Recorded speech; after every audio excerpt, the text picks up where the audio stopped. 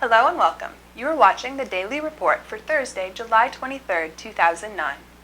After a day of very uninspiring numbers for major American indices, pre-market expectations are for modest gains on the Dow, Nasdaq, and S&P 500 today.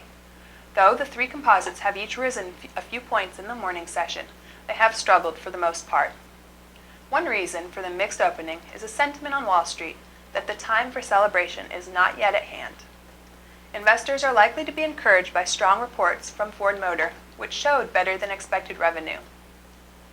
Ford posted quarterly losses of $638 million for the second quarter of 2009, though many analysts expected losses of nearly twice that amount.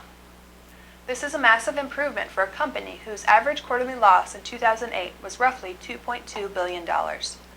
Ford has thus far been able to avoid bankruptcy and federal bailout, something which cannot be said for GM or Chrysler.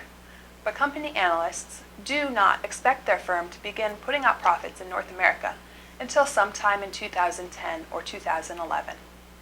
American automakers will hopefully be buoyed at least a bit by strong showing in the latest rankings by J.D. Power and Associates. Unfortunately, according to CNNMoney.com, a representative of Chrysler told congressional officials that Washington meddling could doom the two U.S. carmakers who are under government stewardship. Just as Ford has relatively good news, there are still many indicators of a still slumping economy. Bond advisors with CIT Group, a retail services financer, are pushing hard for outright bankruptcy and realignment of the battered firm. CIT received $3 billion in bondholder capital just days ago to stave off collapse, but with little government assistance, it seems doomed to bankruptcy. In other news, the number of first-time unemployment claimants increased to 554,000 in the week ended July 18, 2009.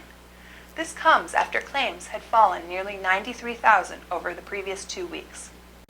Federal Reserve Chairman Ben Bernanke has said that unemployment must become a key issue for economic policymakers now that banks are somewhat stable and financial markets seem to have gotten over their drought a few months ago. This is an important statement from one of the key actors in the American economy. The issue of unemployment was largely overlooked in favor of banking interests for the past year. Now, with benefits running out for tens of thousands of Americans, the time to shift the nation's focus is upon us.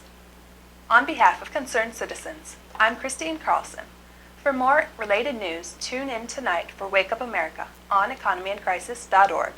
What is to become of us? Why are we oblivious, spiraling down and out of control? Better start yelling out. America is selling out. Factories, industries, heart and soul.